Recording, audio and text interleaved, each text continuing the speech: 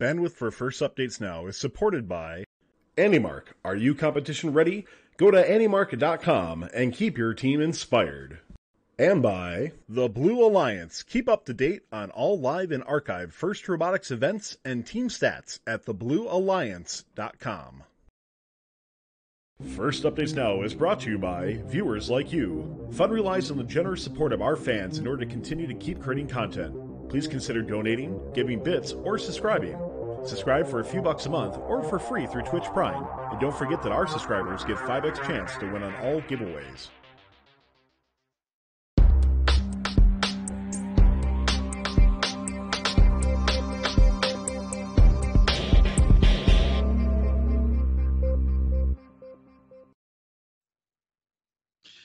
Good evening, everyone, and welcome to the show where winning the Masters wasn't the only championship that an Augusta native took home this week. It's the Southern Fried Region Recap. Live from my team's FTC storage closet and reporting for First Updates Now, my name is John Fogarty. I'm Ben Sterling. I'm Sky Leak. And I'm Catherine Ties.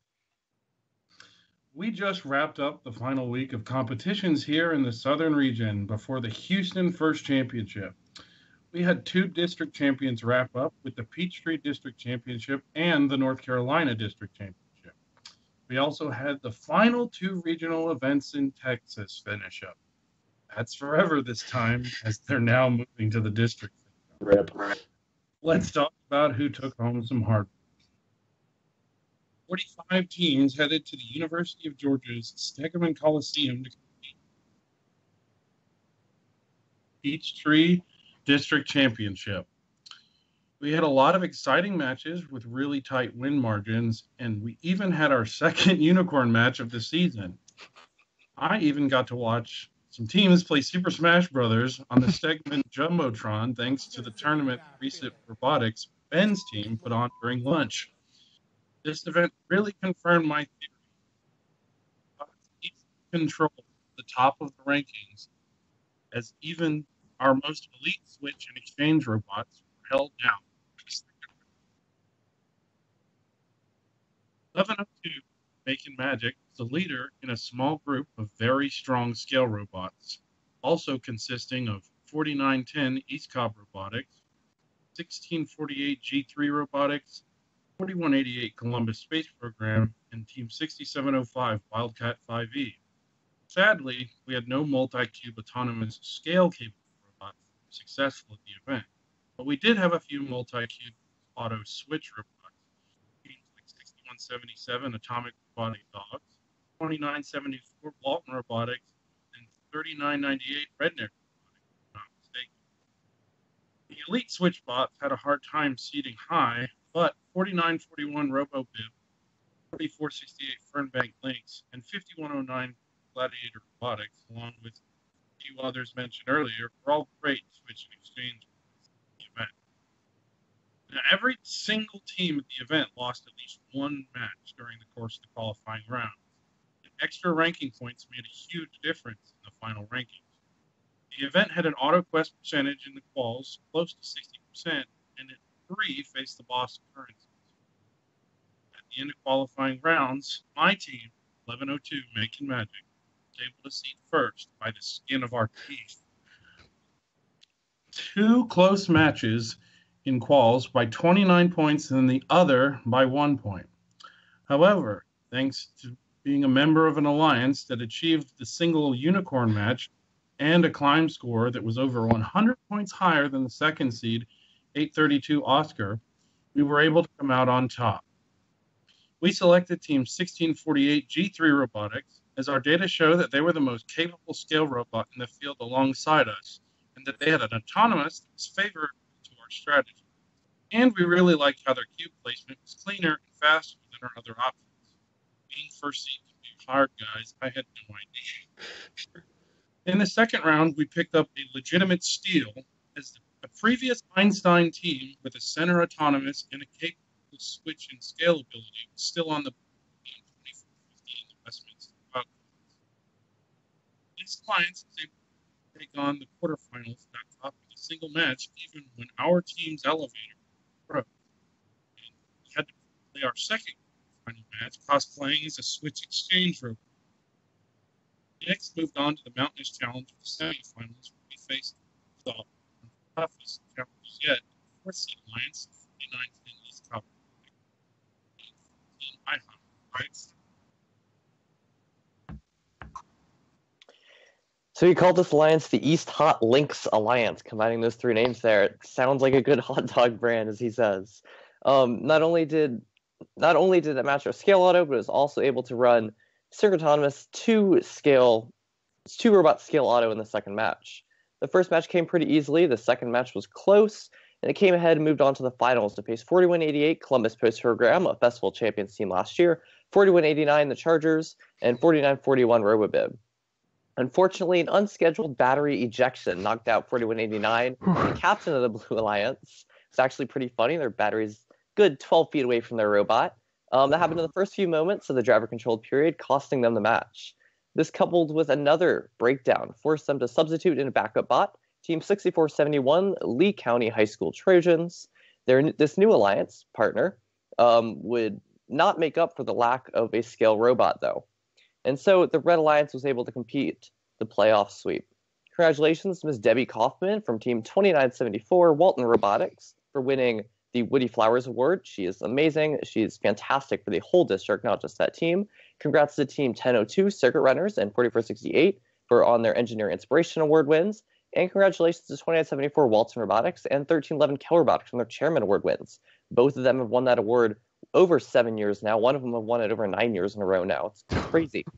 In the end, still mind blown that 11-2 finally smashed to pieces the 15-year winless past, and can't wait to see how the Peachtree District teams do in Houston next week. It's going to be a ton of fun. So moving on to the North Carolina Championship. It was a ton of fun with a lot of incredible teams. We had 33 teams competing in 64 qualification matches, of which the Auto Quest was completed 74% of the qualification matches, and the Auto Run was completed 95% of the qualification matches. So almost every robot there had a working autonomous, which is great. You can definitely see how autonomous is playing a much more significant role than it did previously, now that we're in week 6. We also had 8 unicorn matches, so quite a bit better than previously, especially in Peachtree. So that's big leap up, one district to the other. The high score for the event was 678 in match 54, so crazy, 678 points. Now, this was caused mostly by 280 penalty points, which was a little bit crazy, but still an impressive score. Now, one thing at this event that brought up some controversy was a supposed sabotage happened against the third seed Alliance during lunch. Specifically, teams 26-42, the Pit Pirates, and 37-37, the Robo Raptors. Now, of course, all this is hearsay, so take everything I say with a grain of salt. But supposedly, that when those two teams, 26-42 and 37-37, got back from their pits after lunch, their wires were all cut up. And so once again, it's all hearsay. Don't really know what happens. If you know more about it, let me know down in the chat. But whatever did happen, it didn't seem to affect them very much, as they were able to compete in their first qualification match and ended up winning, moving on to the semifinals. Unfortunately, the third seed Alliance lost both semifinal rounds to the second seed Alliance, captained by 6502 Darkside. Their first pick was 4561, the Terabytes, which also happened to be on that same alliance with them at their last event. In fact, that alliance of 6502 and 4561 ended up winning their last event, the North Carolina UNC Asheville event. So clearly, they worked pretty well together. Their second pick was 587, the Hedgehogs, who competed against them at the UNC Asheville event. So you see a lot of that scouting that happened at the previous event coming back again here to help them pick that alliance. Up against them in the finals was the first seed Alliance, captained by 1533 Triple Strange. Their first pick was 5190 Green Hope Falcons, who was the third-ranked team. And their second pick was 3239 Optimus Prime. Pretty fun name. This alliance proved to be very powerful, winning all of their playoff matches by around 200 points. In fact, out of all the playoff rounds, quarterfinals, semifinals, and finals, there was only one tiebreaker match played. So the winners of each round was pretty clear.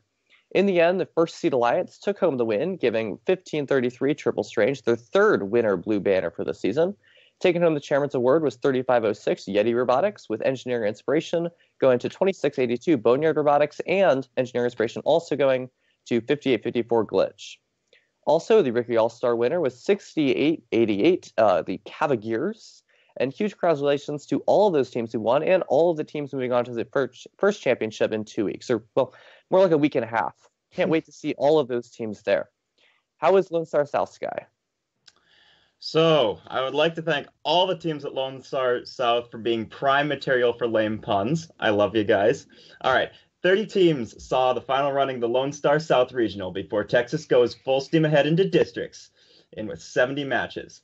Out of the gate in match 22, we saw community favorites 118 and the winners last week El Paso, 624 Kryptonite, get paired together and set a clean event high score of 472 points, perhaps setting the framework for the number one alliance the following afternoon. The rest of the quals saw few improvements over some earlier events in the season, with a winning margin of 177 points. The power-ups were used less at this event than at some other events than we have witnessed this season, seeing 34, 49, and 70% usage for Force, Boost, and Levitate, respectively. After quals had wrapped up, the favorites going into the event had wound up, as expected, in the top spots. 624 Kryptonite snagged the number one spot, closely followed up by 118 the Robonauts. 1255 Blarglefish caught third, and 4587 Jersey Voltage overcame the resistance for fourth. Alliance selection saw a predictable 1-picks-2 scenario, placing 624 and 118 in a familiar alliance setting, gunning to become one of the winningest pairings looking for their fourth event win together. They would find a third alliance partner in 6645 Alloy Obsession. The number 2 alliance, captained by 1255 Blarglefish, would land 1745 the P-51 Mustangs as their first pick, and 6369 Mercenary Robotics on the backside. The number 3 alliance was led by 4587 Jersey Voltage. They nabbed the spectacular rookie machine of 6800 Viperbots Valor, and then 5829 the Audibots. Alliance number 4 would be captained by 3802 RoboPop, and they would pick 5414 Paradox and 6488 Roborams. Elimination saw no upsets in the quarterfinals, with only number 3 versus number 6 going into 3 matches. The first 3 matches made it appear that they were bound for the classic number 1 versus number 2, with the first seed easily securing a slot in the finals. The number 2 alliance couldn't manage to get a second win against the determined number 3 alliance. This landed 4587, 6800, and 5829 squarely in the finals. Unfortunately for the number 3 alliance, they couldn't manage to make up much ground on the number 1 alliance.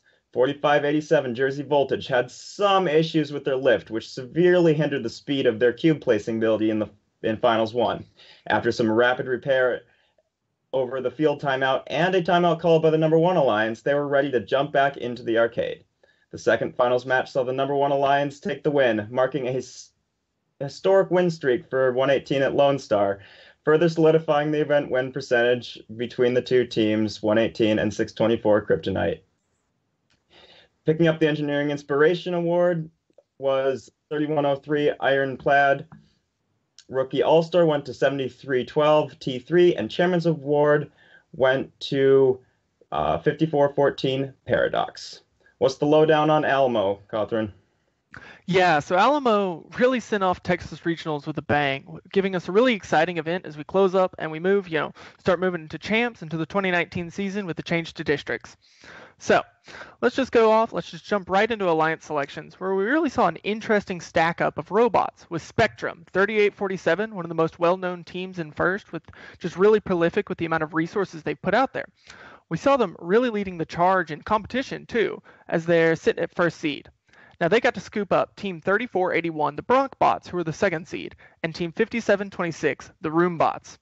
Now let's talk about this alliance a bit. They're a little unique from the standard first, second seed combo alliance, with Spectrum being more of a switch-focused robot. They can shoot into the scale at the beginning of the match, but they typically leave scale management up to their partners, 3481. This didn't always play out well for them. We did see them, lose a match because they couldn't hold on to their scale.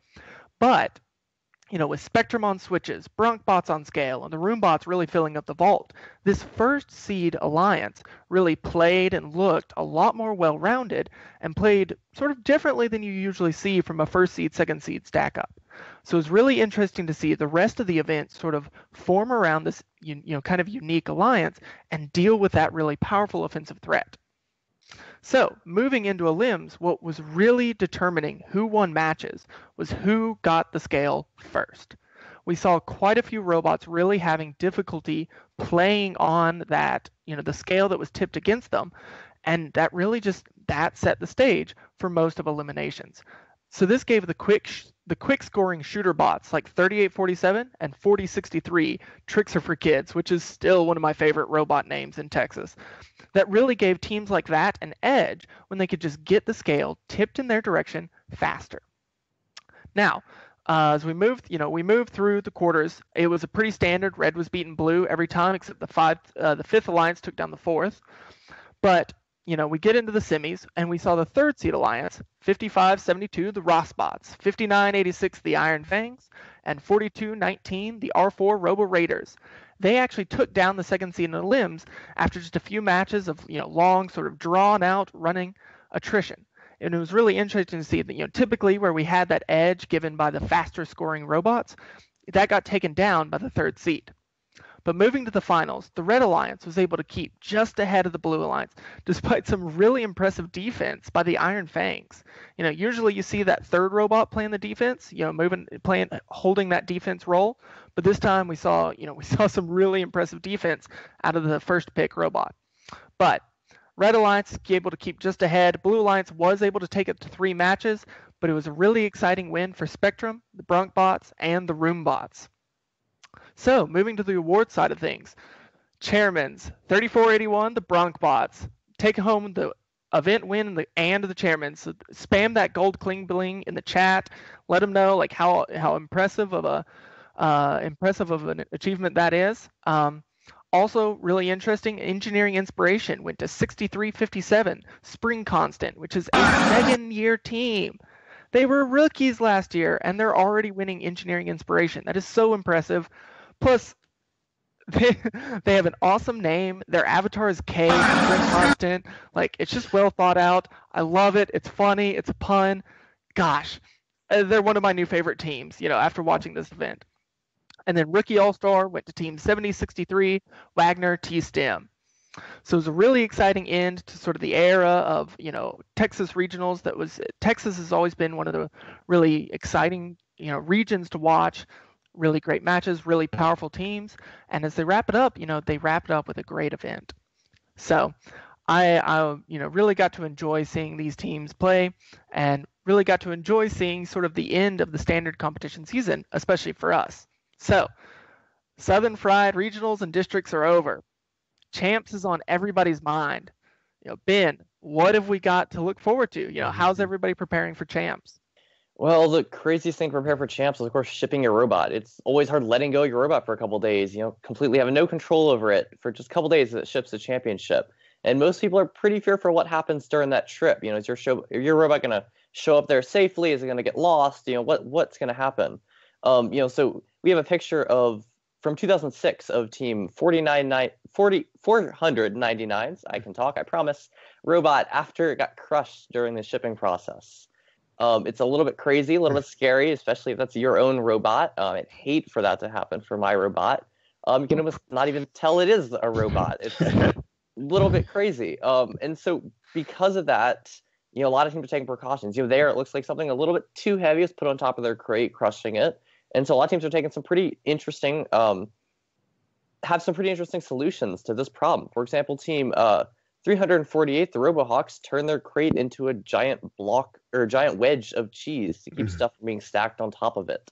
It's actually a pretty smart idea. No one else is going to put a crate on top of that. But Sky, do you have any thoughts on shipping your robot? Well, it always really comes down to make sure you have a sturdy crate, and just don't put it together with just hodgepodge with 2x4s and stuff. You need to know what you're doing. And as far as the novel solution that the RoboHawks came up here with, I actually really like it, despite it being, and don't take this the wrong way, a little outrageous and maybe a little dumb. I mean, that thing's probably going to be a pain in the butt to handle. But yeah, as far as that, just make the most of your crate. I've saw some teams that have turned for these longer transition or longer shipping. They've have the cart kind of built into the bottom half of the crate and things like that. So just make sure you make it sturdy, you put plenty of padding in, and it should arrive fine. Yeah, so this year is actually pretty interesting. So first kind of imposed the height limit that not everybody, it's kind of made it a more official, setting it to 60 inches or whatever it is. And that's kind of interesting. That's sort of been a, not a requirement, but kind of a necessity for international teams, especially because, when you throw the crate in the bottom of a, shipping container, if it's too tall, they have to flip it on their side. And so typically, domestic teams that they're maybe getting ground freighted to the champs haven't really had to deal with that limitation. But this year first kind of decided to make that apply to everyone, which was, it was interesting. I don't really, I can't complain about that decision. I think it's always good to really equalize things between domestic and international teams. But it was also kind of interesting. It was also funny to hear, especially I think 148, some other teams talk about how sometimes silly it is to have to fly their robot to an event that's like just a few hundred miles away when they drove their robot, a couple states away, and that's just one of the issues you got to deal with shipping. It's just something that everybody's got to deal with, but it's interesting. It's really fun when you see people be creative with their crates and just, have fun with it. All right, so now we're going to roll into the FRC top 25 predictions for the South and Southeast. At number 10, we have the Green Hope Falcons from Cary, North Carolina, winners of the North Carolina District Champs. At number 9, 54-14 Paradox from Pearland, Texas, semifinals and chairmans at Lone Star South. At number 7, tied for number 7, we have 4587 Jersey Voltage from Houston, Texas, finalists at Lone Star South. Also at number 7, we have 3847 Spectrum from Houston, Texas, winners at the Alamo Regional. At number 6, we have 1648 G3 Robotics from Atlanta, Georgia, winners at Peachtree. At 1533, we have Triple Strange from Greensboro, North Carolina, winners at North Carolina District Champs. At number 4, we have 1102 Making Magic from Augusta, Georgia, winners of the Peachtree District Champs. At number 3, we have 624 Kryptonite from Katy, Texas, winners of Lone Star South. At number 2, we have number 16 Bomb Squad from Mountain Home, Arkansas, winners of the Midwest Regional. And at your number 1 spot, we have 118 the Robonauts from League City, Texas, winners at Lone Star South Regional. We actually do not have any events in week 7 coming up, so we will be taking a nap. Well needed, well deserved.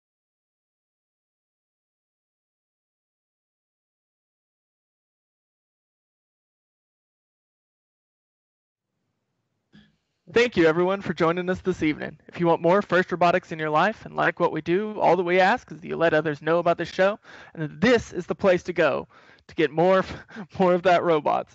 If you've got a few bucks to share through bits, donations, or a subscription, we love it, but we totally understand. Delighted to have you on board. On behalf of myself, Ben, Sky, and our producer, Tyler, I'd like to thank you for tuning in, and thank you for all of our moderators in chat. Our next show is Intimidation, first in Michigan. Talk to you next week. Southern Fried Region Recap.